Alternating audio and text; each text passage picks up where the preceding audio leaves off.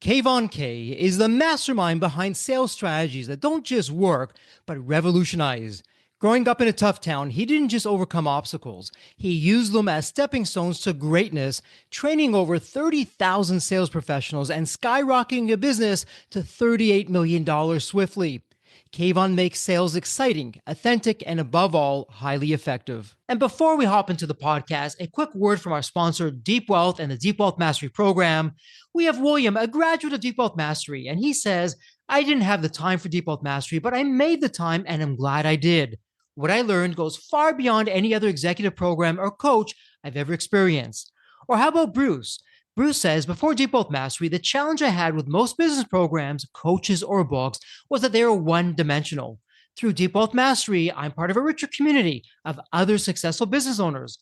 The idea shared forever changed the trajectory of the business, and best of all, the experience was fun. And we'll round things out with Stacy. Stacy said, I wish I had access to the Deep Wealth Mastery before my liquidity event, as it would have been extremely helpful. Deep Wealth Mastery exceeded my expectations in terms of content and quality. And you know what, my Deep Wealth Nation, why they're saying this is because Deep Wealth Mastery, it's the only system based on a 9-figure deal. That was my deal. And as you know, I said no to a 7-figure offer, and I created a system that we now call Deep Wealth Mastery that helped myself and my business partners welcome from a different buyer, a different offer, a 9-figure exit. So if you're interested in growing your profits, preparing for a future liquidity event, if that's 2 years away or 20 years away, and you want to optimize your post-exit life, Deep Wealth Mastery is for you. Please email success@deepwealth.com. Again, that's success, SUCCESS, at deepwealth.com. We'll send you all the information about Deep Wealth Mastery, otherwise known as Scale for Ultimate Sale. That's where you want to be. You want to be with other successful business owners, entrepreneurs, and founders just like you who are looking to create market disruptions, and they want to lock in their financial freedom and have success and fulfillment. That's the 90-day Deep Wealth Mastery Program. It has your name on it. All you need to do is take the next step. Send an email to success@deepwealth.com. Welcome to the Deep Wealth Podcast and Deep Wealth Nation. Here's one of my many rhetorical questions for you. Would you love to catapult your sales, your revenues, your profits? And of course, you're saying yes. Right behind that, though, you're saying, well, Jeffrey, how do I do that? Maybe you're even saying, well, I'm not really a salesperson, or I don't really have a sales team, or I don't have a great sales team. What do I do? Where do I turn? Where should I look? Stop your search. You're going to come out of this episode a whole lot better. We have a very special guest today in the House of Deep Wealth. Kayvon, welcome to the Deep Wealth Podcast. It's really a pleasure to have you with us. I'm so excited. There's always a story behind the story. What is your story, Kayvon? What got you from where you were to where you are today? What a way to start out with that loaded question. I love it. What's my story? I mean, when it comes to sales, we're talking over now 30 years of sales experience. I was fortunate enough to build a business in 2018. We went from zero to $38 million in 18 months, teaching people how to become high ticket closers on the internet. And then from there, I built out a company called The Sales Connection, where we've done over $375 million in sales for our clients. We've taken over 200,000 book calls. Sales has always been my thing. Where it started, if we go way back, to me, it started way back in grade 1 when they had written me off. I am that typical, that entrepreneur. They written me off. I was in the bottom half of the class. I made the top half perfect. They had me labeled at ADD, ADHD, learning disabilities, reading, writing, math, and communication. I always said, well, what was left? Phys ed? So I always felt from that moment, I was in this mode of selling. I was in this mode of showing people they were wrong. And then as I grew my career, I got into sales and I never left it. And as I've done a extensive sales career, I always knew that there was a teacher in me. There was something in me that I wanted to teach people that whether you know it or not, we are all, everything you want is a sale. Everything you get is your commission. And that's just the reality. I love that. Kayvon, nudge, nudge, wink, wink, from 0 to 39 million. I mean, what took you so long? It took you forever to get there. Yeah, we got lucky. That's amazing. I'll tell you that when I say luck, it's like, it's all about, as you know, it's right timing. And we just entered the market with the right message at the right time. All the cards lined up and it blew up. It was not even something we were expecting to blow up as big as it did at that moment in time. So I've been in a lot of failed businesses. I've been in a lot of successful businesses, and I can tell you there is that thing such as timing and a little bit of a luck, but I also believe you create your own luck. We wouldn't have been there ready to go if we didn't have the foresight to see it and the ability to do it. Right there with you. One of my very early mentors, he said, Jeffrey, given the choice, I want to be both lucky and smart. But if I had to pick one, I'd rather be lucky. And Yeah. I hear you on the luck side. We'll take it when we can get it. But to the same point, hey, the harder we work, the more luck we magically somehow. Yeah. Well, you create it. The harder you work and the more I think you stay adaptable and creative, the more you'll see the luck be on your side. Exactly. And Kayvon, let me ask you this because I'm curious. I know for myself, maybe it's the same for you or not. We'll hear in just a moment. When you look back at your sales journey, what would have been one of the lowest moments in your sales journey that was such a powerful lesson that it helped get you where you are today? Anything come to mind? Oh, yes. Whew. I would say there was a moment in my journey where, again, I didn't come from a lot. My parents made below minimum wage. I always say, just without getting into the numbers, my parents did the best they could with the circumstances they had, just to Hmm. put perspective and to respect them. And I remember I was like, back in my day, right? It was trying to get that six-figure job, right? If you made the six figures, you were doing pretty well. And as now we know, it's not much money these days, but back then, it was some. And I remember I was 30. I'll never forget it. I was 30 years old. The company had just moved me out to Vancouver. It was in the moment, it was a Sunday night, and I was looking at the beautiful sunset over the ocean. I put my hands out on the balcony, and I was in downtown Vancouver. I was in the best shape of my life. I had the finances. At that time, had fallen for this girl I just met. I mean, life was as perfect as it possibly could be. And I put my hands out to the world and I kind of do the universe to God. And I kind of just said, I finally made it. Like, thank you. I finally made it. That was a Sunday night. On the Monday, I get a call at 8 a.m. my time from my manager saying that the company is going through a transition and the commissions are changing and that we're basically not going to have a job in a year. Later that day, my landlord had called me and told me that I have to move out. 2 days later, I can't make this up. My mom had called me to tell me my dad, he was going through another round of cancer, chemo and radiation. And then a couple of days later, I found out my sister's husband just left her, my two nieces. And in all of that beating, that's a lot of beating in 1 week, especially when you kind of you almost surrendered and said, thank you. And the moment I did that, everything just came tumbling down. And the worst of the worst was the girl that I thought I was in love with told me she couldn't look at me the same way, all in the same week. I'll never forget that. That was the moment I was broken. I mean, you're talking about being like empty, broken, nothing. I actually fell to the ground physically, mentally, spiritually, and I was laid on the ground for days, waiting and hoping somebody was going to come through the door to help me. And I realized nobody was coming through that door. The only person that was going to save me was me, and that I had to get my feet back up on the ground. And it was an opportunity to reinvent myself. And that's actually when I went into the world of entrepreneurship. And that was a whole different story. But yeah, I'll never forget one of those breaking moments in my life. It was powerful. It was a moment when I realized that, I hate to say it, nobody gives a shit about you. And if you want to do something of significance in your life, you got to do it. Nobody's going to come save you. Nobody's going to do it for you. You as an individual, as a business owner, you are the leader. You are the master. You're the one that has to get up. And even on the worst days, you're the one that has to show up and do the work. Because if you don't do it, someone else is, and they're going to take what's yours. And that's what I've realized. Whether you show up or not, someone else is, and they're taking your silver platter. Okay, so I'm hearing, hey, you got to show up, have that determination, put your best Oh, foot forward.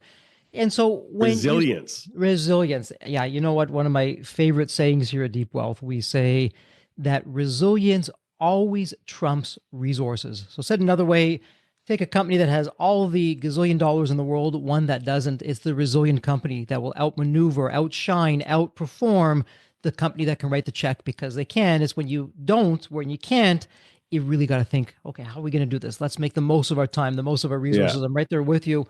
And so, Kevin, I'm wondering, and we're going to get into your secret sauce and what you're doing. But before we get there, from a very high level, the question I'm about to ask, you would be completely right to say, Jeffrey, it is so specific to the company and where they're at and what they're doing. You're asking me a very general question, but I'm going to ask it anyways. Generally speaking, is it the good old Pareto's law, the 80-20 principle that 80% of the challenges most companies are having are coming from 20% of the same issues? Is it one, two, three issues? What's going on there? What are you seeing? I mean, the 80/20 for sure. It works in everything. So when I talk about the companies that we go into, it really comes down to the right message, the right offer, and the right message. That's it. If you have those two things, you're laughing. If you don't, everything becomes a struggle. And a lot of business owners and businesses I see, even though they get attached to what they think is right, they get attached to the message that they want, but it doesn't matter. If the market doesn't want it, if the market doesn't see it, if the market isn't playing with it, it doesn't matter how good you think it is. And then what happens is I see these companies put in, like you said, the resources. They put in this 80%. They try to find the people, the time, the money. They spend all this money on getting external resources and vendors and whatever it might be, experts to come in. And they're wasting all the time and money when they should be focusing on the two basic things. Does the message resonate with the offer? If the answer is no, stop immediately. Mm-hmm. Just stop. Like, you're wasting money. You're not going to fix it. Hey, Kayvon, you wouldn't be surprised with what I'm going to share. A lot of entrepreneurs are on this podcast. Very fortunate. I've had valuators. These are the ones that think of your favorite logo, your favorite brand name out there. They evaluated those companies. And they say it in different words, but they effectively say the same thing. When they go in to value a company, 80% of the company's value, it's not from the spreadsheets, it's not from the financial reports, it's from the narrative. What's the story of the company? What's the narrative? They start with that, and then they go elsewhere with the financials, the reports, and everything else. And I'm effectively hearing you the same thing. Hey, Jeffrey, you can have the best mousetrap in the world, but if you don't have the right story, if you don't have the right narrative with that, you're done before it's begun. So where do most entrepreneurs get it wrong, Kayvon, when they're coming up with how they're presenting their company, their service, their product to the world? Where are they going off track? Well, in the beginning, they haven't done enough testing to see if the message is resonating with the audience. A lot of entrepreneurs were like me. We get stubborn. We have egos. Our egos are bigger sometimes than they need to be. And we want to prove everybody wrong, or we want to prove people right. But we actually, how many dead bodies do we walk over before we realize, man, we were wrong? For me, I tell people, I see so many business owners, they build a product, they build a coaching program, they build a platform. They spend so much money building on the inside. And I'm the opposite. I tell them, you sell it before you build it. Because if you can't sell it, if you can't market it, there's no point in building it. And I can tell you from my experience, I have more programs built right now in the back of my treasure chest than you've ever seen. Beautiful programs. I mean, programs that can change people's lives. And guess what? No one's ever got to see it because we couldn't sell it. We couldn't get the right messaging for people to come into it. So we spend so much time building instead of doing the one thing, which is selling and marketing. And if you can't market it, you can't sell it, don't even attempt to build it. I love that. Kayvon, offline, you and I were talking about my e-learning company, Embanet. Yeah. And when we were speaking to a prospective university, we would say, from all the programs that we test, we have about a 5-10% failure rate. But from every program that we launch, we have a 100% success rate. And they say, that's impossible. No one has a 100% success rate. But to your point, before we ever built a course or took a program fully into the marketplace, we would test it. Is there a market for this? How's our messaging? What's that, looking at? What's going to be our ad spend, our costs, and all those other things? And once we got that feedback, once we knew, okay, yeah, this is a go, let's do it, never looked back. And to your point, how many times do we see these companies spend $1 gazillion and too much time before they even go to market? And it's a phenomenal flop. It's easy to hide, right? Yes, So I see a lot of entrepreneurs, they get excited about the idea of it being successful.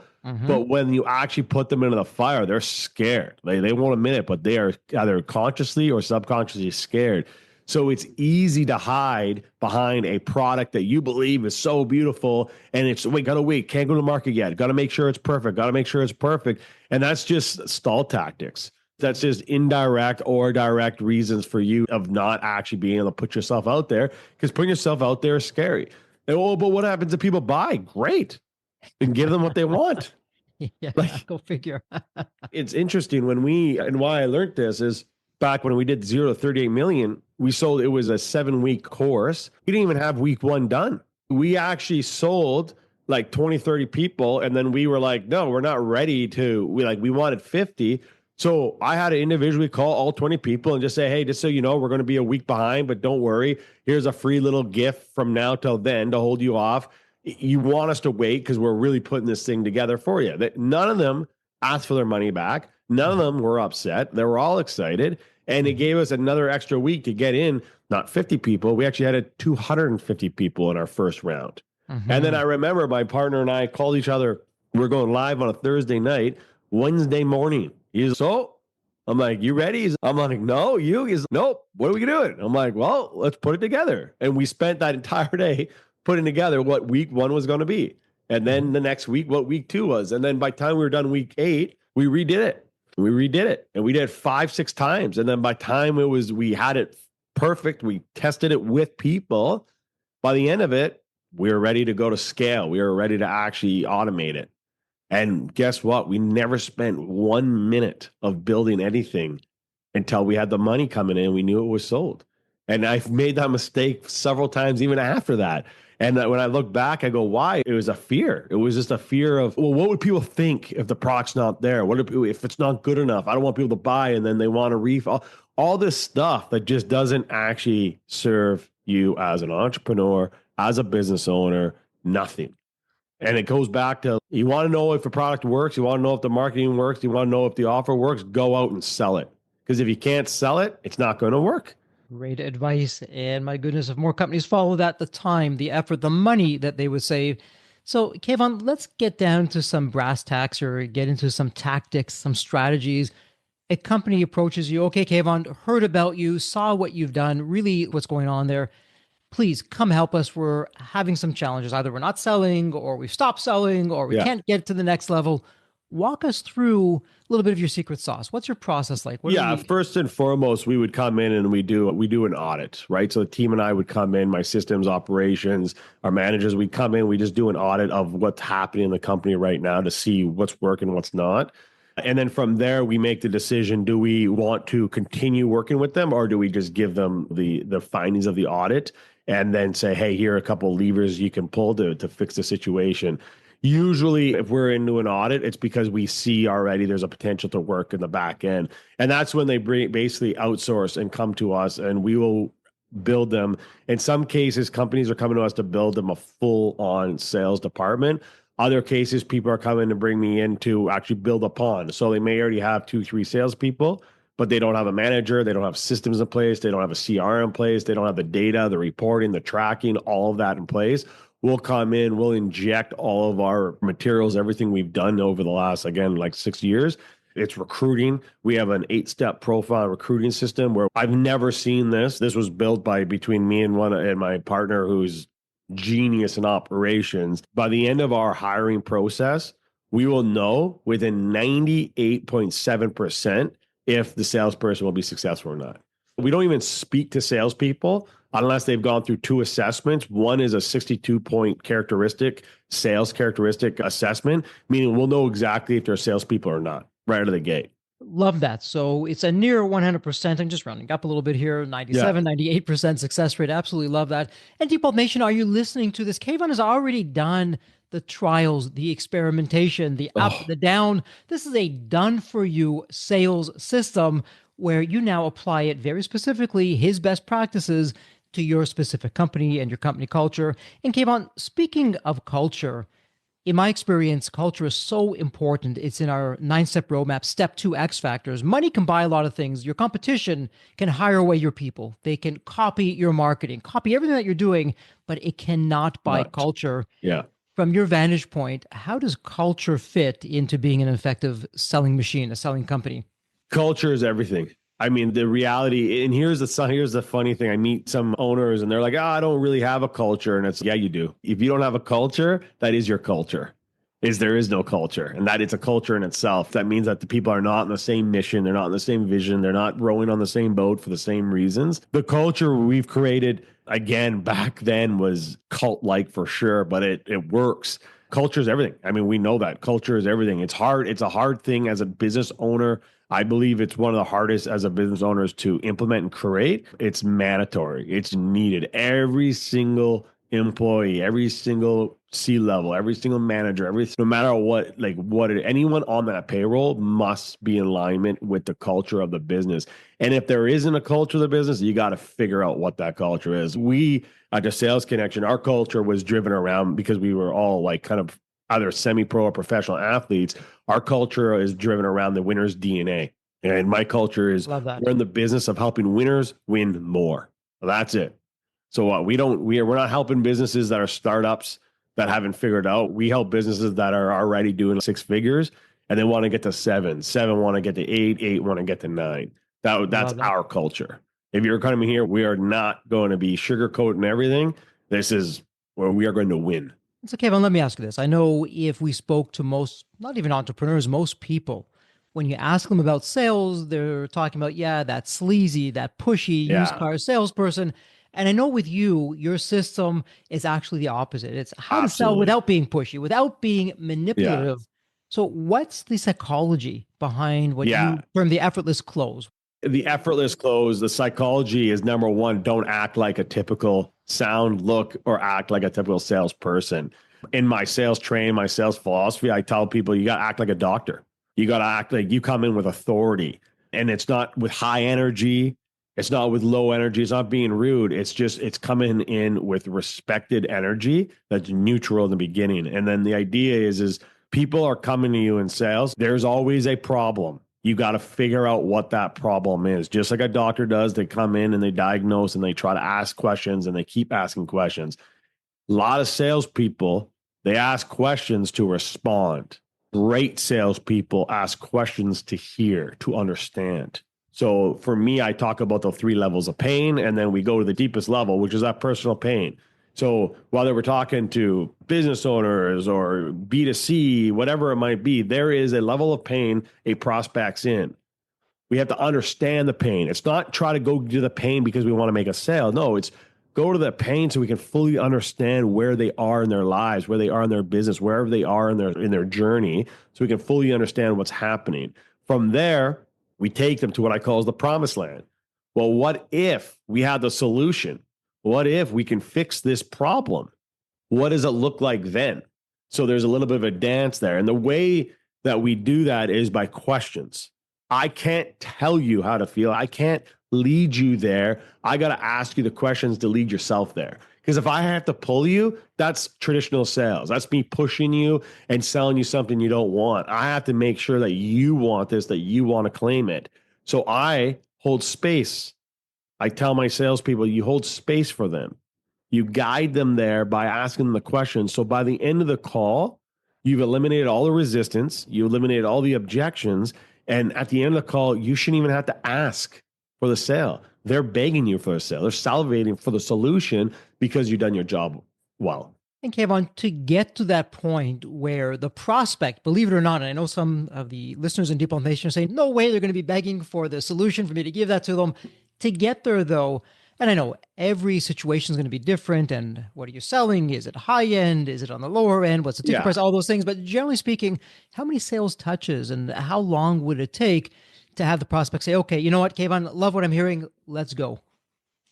My philosophy and where we stay and we focus our energy is Mm-hmm. usually in shorter sales cycles. So the type of selling that I'm talking about here, and thank you for saying that, is 1, 2, 3 call closes max.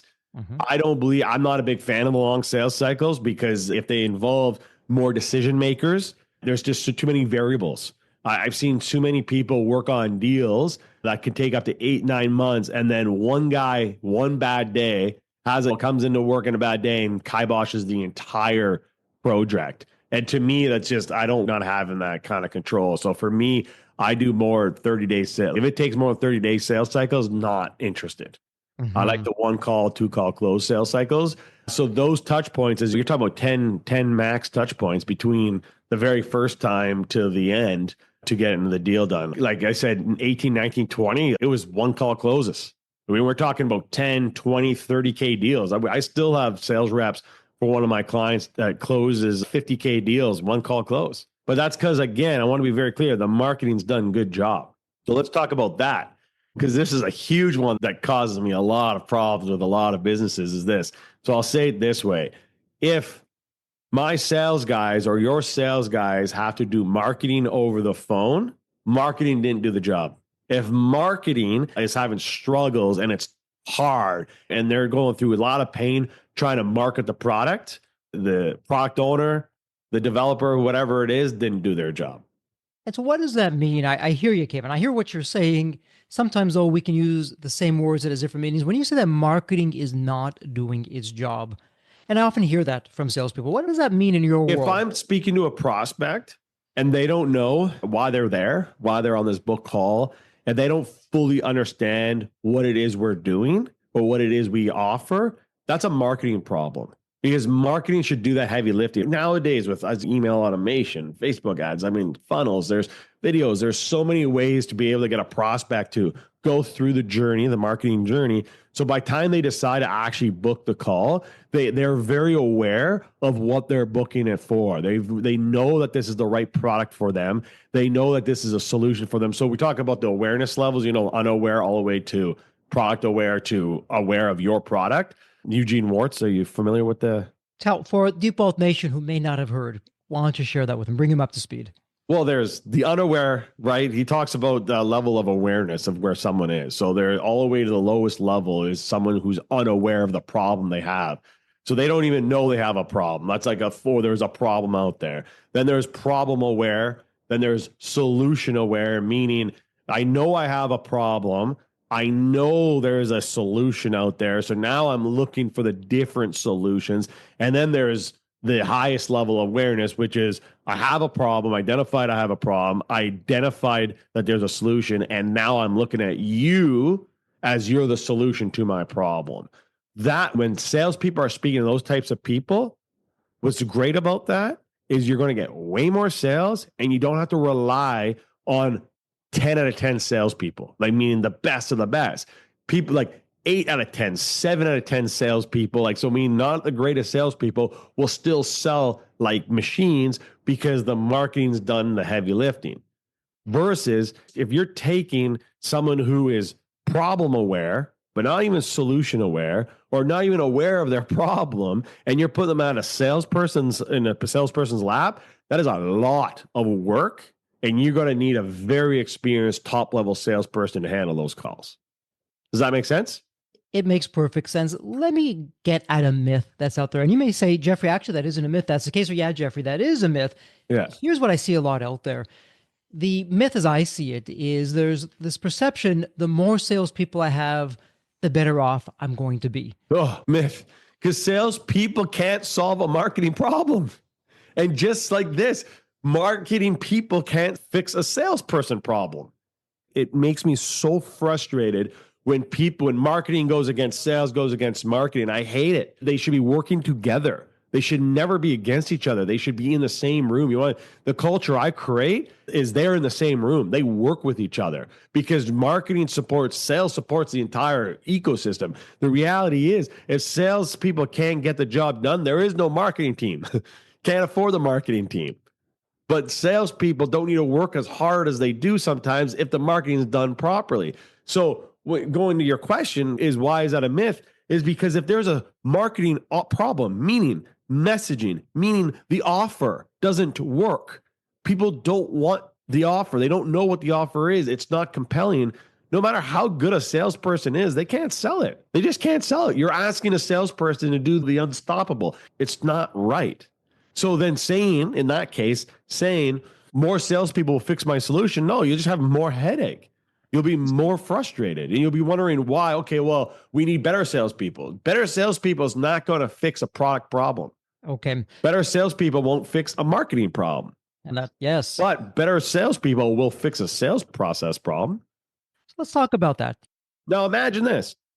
You have products right, offers right, getting massive applications or massive leads, getting all these leads coming in, but then you don't have salespeople on the other end to handle those leads. Leads takes 24, 48 hours, 7 days. I have a client right now. They got a salesperson's problem. They're getting 10,000 leads a day. I want you to understand that. They're getting 10,000 new buyer leads a day. Amazing. And I'm not lying when I'm saying amazing is not like my brain can't even comprehend it. I understand it, but it's wow. That is a salesperson problem now. How can you build fast enough to even handle those leads? Versus, I have a client, they're like, we need more salespeople. I can't get you salespeople because you're bringing me 20 leads. You're bringing me 20 leads a day, and only 2 of the 20 are qualified, meaning they actually have the money, they actually have the problem, and they actually want the solution we offer. So, how do I scale a team? How do I bring in 10 guys when there's only 2 leads? 2 leads for 10 guys. That's not a salesperson problem. That's a marketing problem. On the other hand, 10,000 buyer leads coming in. You don't got a marketing problem now. We got a salesperson's problem. We got it. We can't even get you enough salespeople to fill those amount of leads. So let's talk about that. Let's make a big assumption, and it's a huge assumption, but let's make the assumption marketing is hitting it out of the park. You cannot get a better marketing team. This is the dream team on the marketing side. So now it's squarely on the sales side. And I know every company is going to be different. It depends on, again, what we're selling, the industry, high ticket, low ticket, something in between. Yeah. But to your point, Kayvon, and I've seen this myself, sales teams can often be understaffed or overstaffed. What's that Goldilocks scenario? How do we know, okay, I have just the right number of salespeople? Because too many, we're adding to the expenses, we're adding to the complication, to having management, leadership, and too few. We all know what that's like. So where's it at with that? I kind of said it. It's understanding the data. It's understanding there is a middle ground where, again, too many salespeople cost the company money, having salespeople sitting there, especially if they're salaried. Now, again, I work in a pure commission-based environment. So all my sales guys are all commission-based. So the cost of having a salesperson there is the cost of usually just the systems, a couple $100 a month. But again, if you have 10, 20 salespeople sitting there and you're not getting them leads, then you're wasting money, you're wasting their time. They're going to leave anyways, especially if they're commission-based, right? Mm-hmm. So there is no exact art because every business is different. It's just understanding, again, you got to understand all your levers in the business and like in the sales process and know when it's the right time. So for me, we have a client, let's just say right now, they have a $10,000 offer and a $21,000 offer, and they want to get to $1 million a month right now. Based off the math, based off all the stuff that we looked at, they only need 5-6 sales reps. Anything more would be, it's okay. But if you had 5-6 full-time sales reps, what will happen is you'll have consistency, and each of those salespeople will be making the money they need to be making to stay. Because if you have too many sales reps and not enough for them to eat, you also are going to have a lot of reps that are not making money, and then that causes problems. There is no exact formula. It's just knowing the metrics of the business and understanding what's sustainable. So too many salespeople, not good. Not enough, not great. So we have one of the metrics we look at is how long it takes before someone can book a call with my guys. Because everything we do is online. It's all about booking calls. Okay. So we know that if that average to booking date is over 1.5, meaning it takes 1.5 days for someone to get into the calendar, we're not good. Because if it's more than 1.5, the chances of the no-show goes through the roof. So if that starts happening consistently, that means marketing's doing their job. That means marketing is consistently bringing in leads that we need to speak to. We then bring in a salesperson, and we play with that number. So you're coming in, you're doing some needs analysis, you're seeing what's there, you're vetting that against your proven system, finding the gaps and effectively filling the gaps. And again, I know you'd be right to say, Jeffrey, every company is different. That said, back of the envelope, generally speaking, for a company that perhaps isn't doing so great, they've had better days that are behind them, they want to change that. How long does it take, Kayvon, for you to come in with your system and really turn things around? What are we looking at? Oh, that's a great question. I mean, we've turned businesses and helped business turn around within 3 months, 6 months to a year. If it takes more than a year, that is a marketing offer problem, but we would already identify that in the beginning. Usually, if we're coming into the right business, it's because they've dialed in the marketing and they now want to scale the sales side. Like they can't scale the business because they don't have enough, for instance, say sales guys coming in. That will take us 3 months to get the salespeople in, to set up the systems, the salespeople, and we start rocking and rolling there. Okay, love that. So you got the system, you have the roadmap, you're now really making the adjustments. Let me ask you this, and it's a tough question. It would almost be like asking, well, pick your favorite family member. If you have children, pick your favorite child. That said, of all the strategies and tactics that you, your team are helping fellow entrepreneurs with, do you have a favorite one? So, in other words, if someone from the Deep Wealth Nation, they finished listening to us, if they could do one thing today, Kayvon, coming out of here that would really move the dial on the sales. And Deep Wealth Nation, you can't see Kayvon, but he's, oh, Jeffrey, you had to ask that question. What would that one thing be? Best guess? I'll tell you this. If you had to move the dial and you have a sales team in place right now, and I'm just going to assume, say the marketing's all good, right? The offer is good right now, and you're just wondering, how do I move the sales team's dial? I guarantee you it's not because you need to add another salesperson. Mhm. I guarantee you it's the sales team you currently have needs the sales training. Most importantly, the mindset.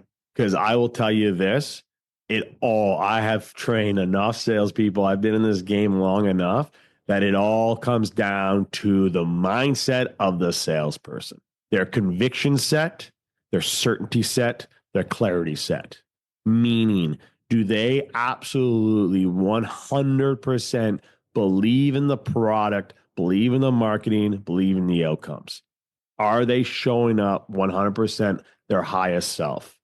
If you had a team every single day showing up like that, you don't have a sales problem. I promise you that. So interesting, Kevin. As you're talking about that, you're taking me to, once again, our Deep Wealth 9-step roadmap. Step 5, winning mindset. And it's amazing, isn't it? It doesn't show up on a balance sheet, in a profit and loss statement, but it's everything. It really moves the dial. We have a team that has two or three like just emotional sales guys. And there are months where they are 130% above target. And then there's months where they can't even get to 20% above target. And nothing changes except that's going on in their personal lives. And it's just Mhm. been a dance from us on the mindset is how do you get them to stay in the pocket and not go too high and not to go low? And you're going to ask the question, well, how do you do it? Constant training, constant Mhm. mindset training, constant babysitting.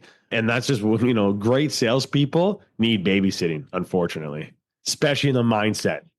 Not what we want to hear, but you're speaking from the trenches with that. And so when it comes to the training, I imagine, and you can say, Jeffrey, on base, off base, I can tune a piano today. It's in perfect tune, but every day from that tuning, it gets a Yeah, little bit out of tune, a little bit here, exactly. a little bit there. And next thing you Yeah. know, wham. So, what can I do as the owner of the company? I have a terrific sales team on a training side. Yeah, if you don't Yeah. have the right sales manager in place or the sales coach in place, you got to implement that right away. If you don't have the sales team meeting daily, weekly, you got to implement that right away. You cannot let salespeople be on their own. You really can. We meet with our sales teams every single day, morning huddle, just to ensure the clarity. Now, here's something that we've tested and it works, whether you find it redundant or not. If you can drop a testimonial or something that like your business has done in a positive way for the clients every day, every morning they wake up, oh, Joe from here just sent in a testimonial. Oh, we just did this for this person. That little conviction every day adds up and they believe it, they see it. Because even if you've been with the business forever, what happens is salespeople, they hear complaints. They hear how the product didn't work from that one customer. And as we know, we tend to focus on the negative and the positive. So we focus on the one customer that said the service failed me versus forgetting the 99 other ones that we sold that month that are happy and excited and have no issue with it. So constant positive reinforcement of how great the product is a secret sauce to a sales team's mindset. And it's not just on the sales side, Kevin. I would take that to the entire company. Yeah. Yes, we hear from the very loud minority, hey, you messed up on this, you dropped the ball on that, but we're not hearing from the silent majority who's thrilled. We're doing such a great job. Yeah. It's just human nature. We don't tend to talk about that. So, with the sales team, with our customer service team, with the entire team, hey, let me share. I was just speaking to one of our clients, Sally, and she was singing our praise. Let me tell you what she was saying. Yeah. It's such a motivational factor of why we do what we do. Yeah, we call it the success channels in our Slack groups. We call it, and the goal is to drop some one success story every day, it keeps us motivated, and it keeps us also, you talk about culture, it creates a culture of what we're actually doing. Exactly. Actually, reminds me, as we're speaking in Deep Wealth Nation earlier today, I heard from a Deep Wealth graduate who was actually sending on a referral. And in the email to the referral, he said, "Hey, I went through the Deep Wealth Mastery program. These are his words, not my words. Fabulous program. I only wish I knew about it before I sold my business." And what Yeah. does that tell you? It's all there. We can't make this stuff up. It's so good when it comes Yeah. from the client base. So I absolutely hear you on that. So, Kayvon, let me ask you this.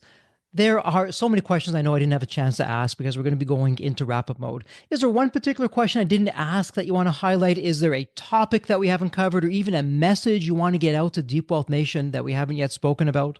We touched quite a bit. I would just reiterate that if you're having challenges in your business right now, it's so easy. I've seen so many people point at the sales team and says a salesperson's problem. I would question that and really ask yourself and go look up upstream and work down and look at every different department before it comes to the sales team. Because the sales is at the end of this, really at the end of the process. It starts with product, offer, messaging, marketing, then sales.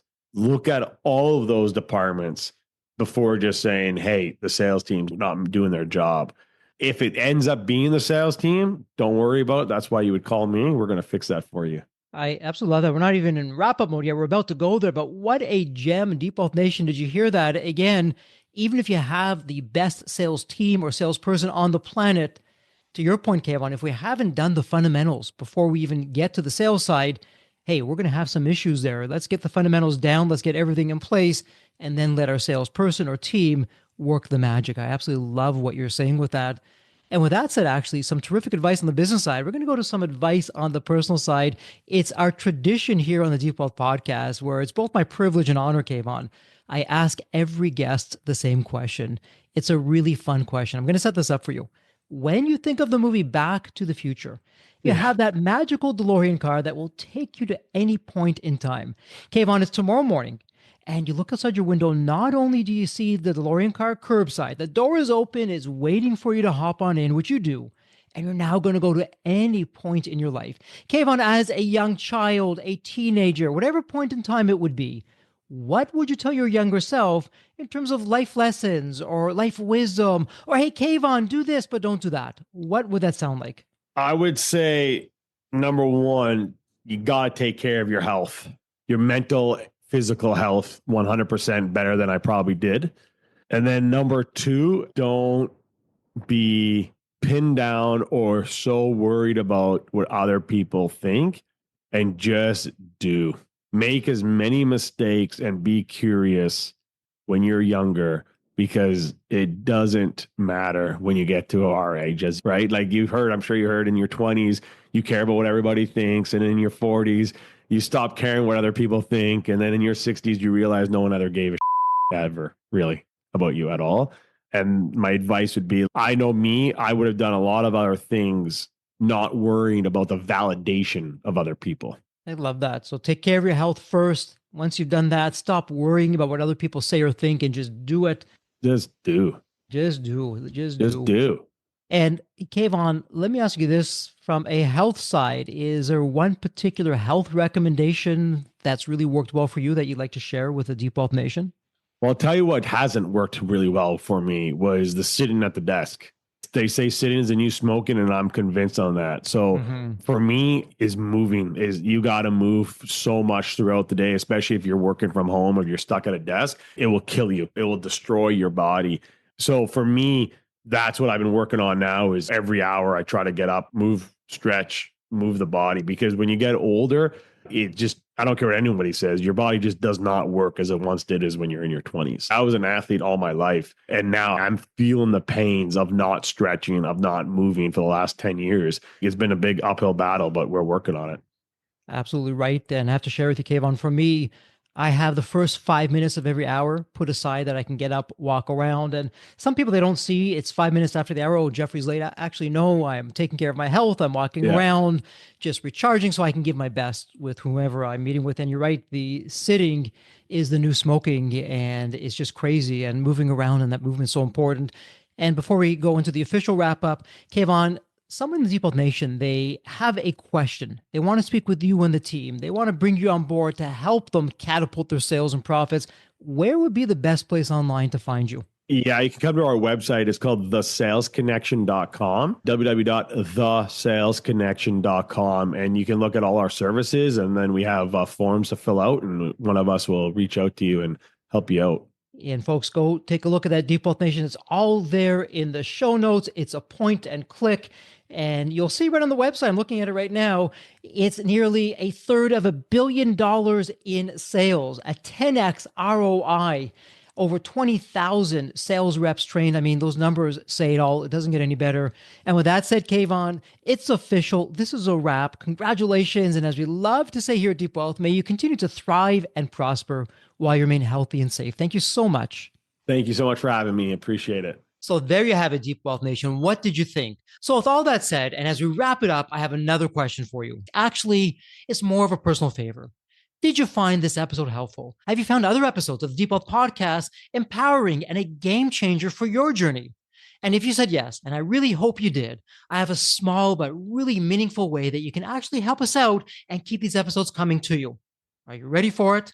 The dramatic pause. I'll just wait a moment. Drum roll, please. Subscribe.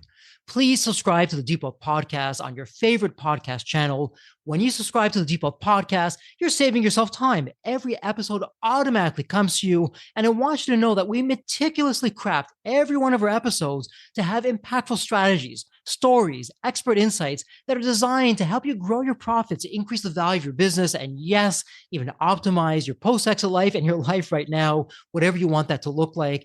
And every time you subscribe and a fellow entrepreneur subscribes, it's a testament to how together, yes, we are changing the social fabric of society. One business owner at a time, one liquidity event at a time. So don't let the momentum stop here. Subscribe now on your favorite podcast channel. You'll never miss an episode. You'll be the first to hear from the top industry leaders, the innovators, the disruptors that are really changing and shaping the business world. And maybe you're commuting, maybe you're at the gym, maybe you're taking a well-deserved break that we spoke all about on this episode. The Deep Wealth Podcast, it's your reliable source for the next big idea that could literally revolutionize your business. So once again, please hit that subscribe button, stay connected, inspired, and ahead of the curve. And again, your next big breakthrough moment, it might just be one episode away. Maybe it was even this episode. So all that said, thank you so much for listening. And remember, your wealth isn't just about the money in the bank. It's about the depth of your journey and the impact that you're creating. So let's continue this journey together. And from the bottom of my heart, thank you so much for listening to this episode. And as we love to say here at Deep Wealth, may you continue to thrive and prosper while you remain healthy and safe.